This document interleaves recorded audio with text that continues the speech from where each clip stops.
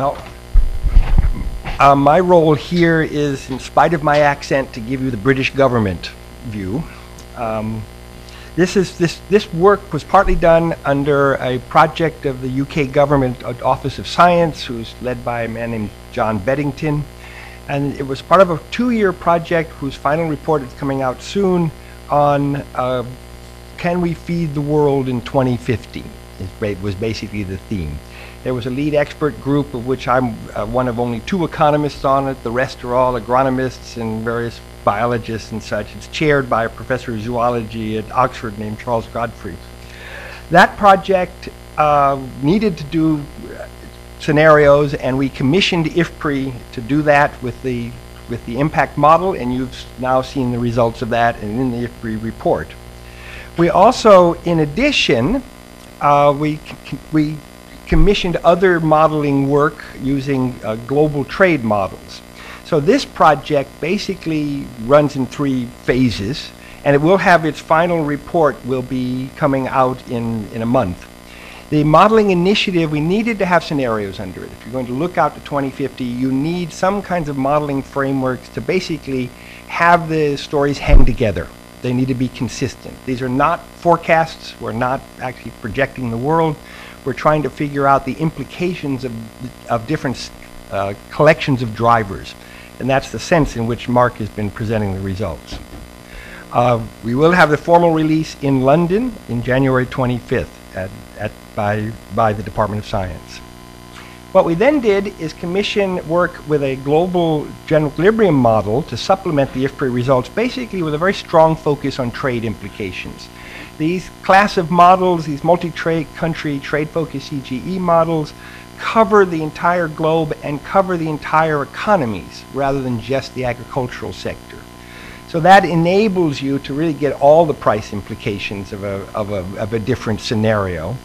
And in this case, we only did comparative static simulations. The impact model was run for, well, 50 years for the Foresight project, but about 100 years in total it would take to really get the climate change impacts. So what we did with the comparative static model is asked a few basic scenarios. The impact results really focused on the importance of trade, and one of the more robust results of the climate change scenarios is we expect to see more extreme events.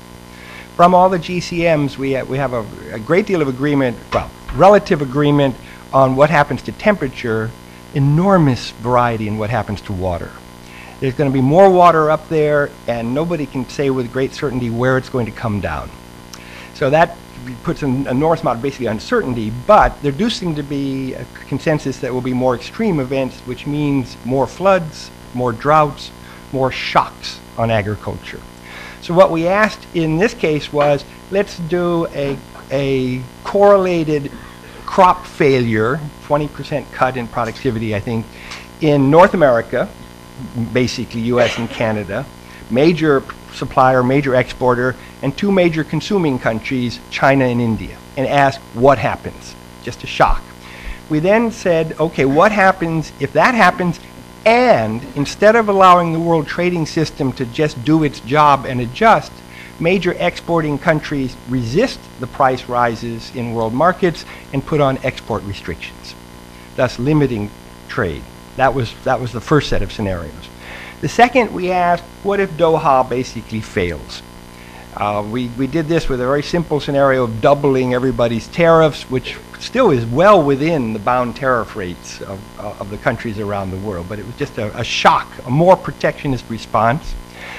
Then one of the results of impact is the grain markets are sensitive to changes in demand structure. So what happens if India and China become meat eaters in a major way? So we just upped their demand for livestock by about 10 percentage points and asked, what does it do to world markets? And again, can the world trading system adjust to that smoothly and easily?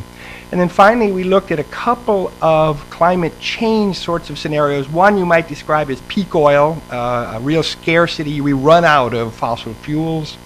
A second was, what if you do something like a carbon tax, or we modeled it as in effect an energy tax around the world as part of a mitigation strategy. Again, what does the world economic system do adjusting to that?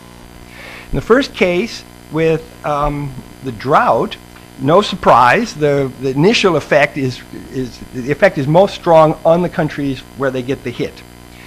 If you just allow the world to adjust, you see rises in prices, no surprise, but a very different answer if you have a protectionist response. The price rises are much worse in world markets, and the major grain importing countries really get damaged. It's a much more serious impact. It does exactly what it's supposed to do in the exporting countries. It does keep their domestic prices low. They basically are insulating themselves from the world markets. It hurts the rest of the world, particularly the poor countries that are major importers. We asked the question, look at what happens to the trade volumes. There you get a complete reversal. I mean, with a drought but no protectionist, you get a major change in trade flows. And then if you add protectionism, of course, countries basically go autarkic in grains to a major extent, and you get a real cut in trade flows as a result. A very basically ugly scenario in terms of what it does to poor countries. If you have a major kind of return to protectionism, basically food prices rise everywhere. It does damage. One of the results from the impact model, which makes this scenario important to look at, as we look at climate change and as we look at productivity growth over a long period, you are going to be growing the food geographically more distant from the people who are consuming the food over the long haul. Therefore, trade is going to play or need to play a bigger role in world markets, and anything that really hinders that is going to do damage. This is what we do if we increase China meat and demand, India and China. It's actually a very small effect. If you do if the world market adjusts, you get a modest effect in world prices. Livestock prices go up 3 or 4%. Just from that alone, food crops, which are feeding into livestock, go up kind of half of that. Crop production, very modest impact in the world markets. In this particular model, you show a lot of substitution effects and a lot of adjustment in the world trading system. Not reported here, we did some scenarios where we also added a protectionist element, and of course it does real damage. It makes all these price effects larger. It actually ends up having almost no supply response in grain because there's no place to sell it, because you've basically hindered it through trade. This is a fossil fuel scarcity story. Basically, peak oil, you run out of resources, and basically, in this case, all the resource oil exporters just make out like bandits. Think of it as super OPEC. You just restrict supply. The suppliers of an inelastically demanded commodity make out like bandits. If you do this same scenario with a tax on oil instead of running out of oil, the welfare implications are completely different. The OPEC countries in that case lose. World prices will fall, and you get a lot more adjustment on the demand side. So here's, for example, what happens when you have this demand where this is average world prices of oil. In the energy up scenario, which means just running out of oil, world prices rise 10, 15, 20%. In the mining is the oil sector, fuels is closely linked, chemicals and transport are the other closely linked sectors.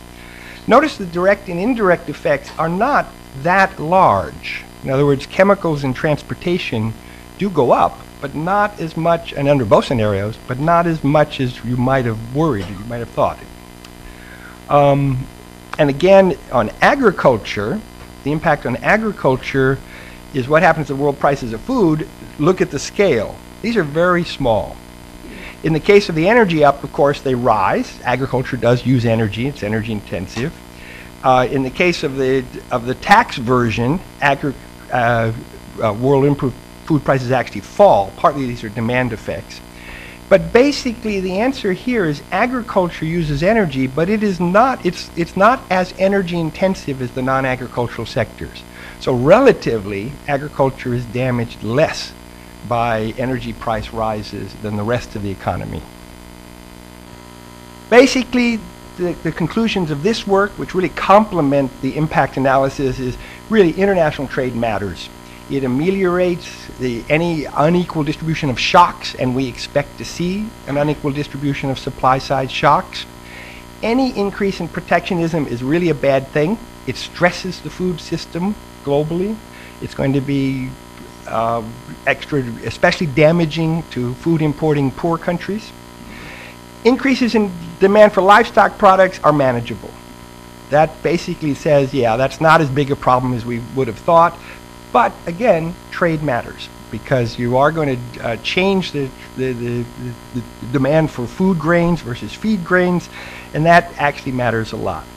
Finally, just to make a general point, this analysis, we did not look at demand for energy crops.